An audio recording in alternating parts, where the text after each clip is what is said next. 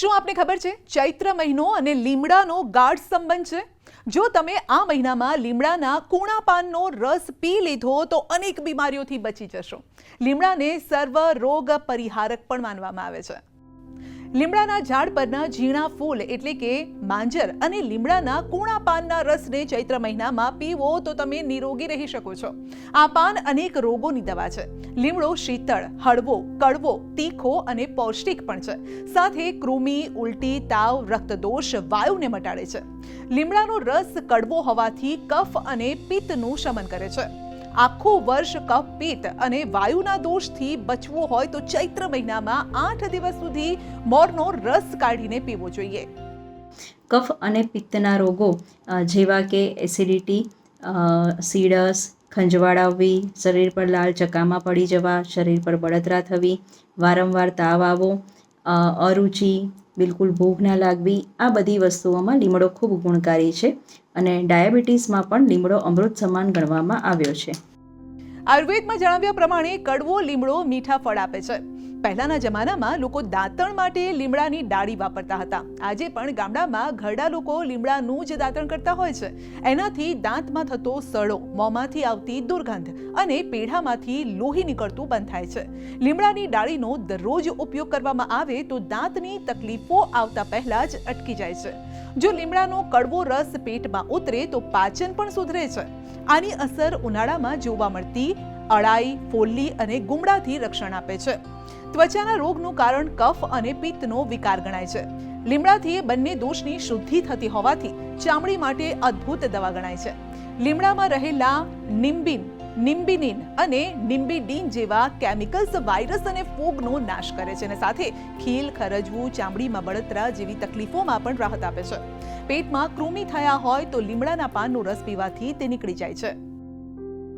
આયુર્વેદમાં કહેવાયું છે કે ચૈત્ર મહિનામાં સતત 7 થી 8 દિવસ લીમડાનો રસ પીવો, પણ તેનાથી વધુ નહીં, નહીતર નુકસાન પણ થશે. જેને કોઈ પણ રોગ ન હોય તો નાનો કપ અથવા તો 15 થી 20 ml લીમડાનો રસ પી શકે છે. ત્યારે એ પણ જાણી લઈએ કે લીમડાનો રસ ક્યારે પીવો જોઈએ. તો લીમડાનો રસ સવારે ઉઠીને તરત જ ભૂખ્યા પેટે લેવો. લીમડાનો રસ પીધા પછી 1 કલાક પછી અથવા તો લીમડાના રસના ઓળકાર બંધ થાય ત્યાર પછી સવારનો નાસ્તો કરી શકાય. દરેક વખતે રસ તાજો જ બનાવવો.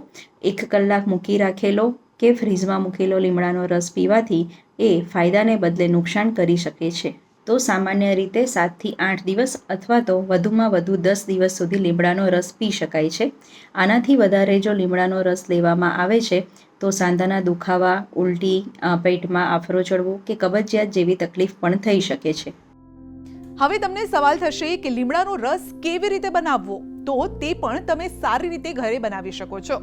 લીમડાના 8 થી 10 કુમળા પાન લેવા, મુઠ્ઠીભર ફૂલ, 2 કાળા મરી, હિંગ, સિંધવ મીઠું, જીરું અને અજમો મિક્સ કરીને તેનો રસ પીવાથી આખું વર્ષ નિરોગી રહેવાય છે.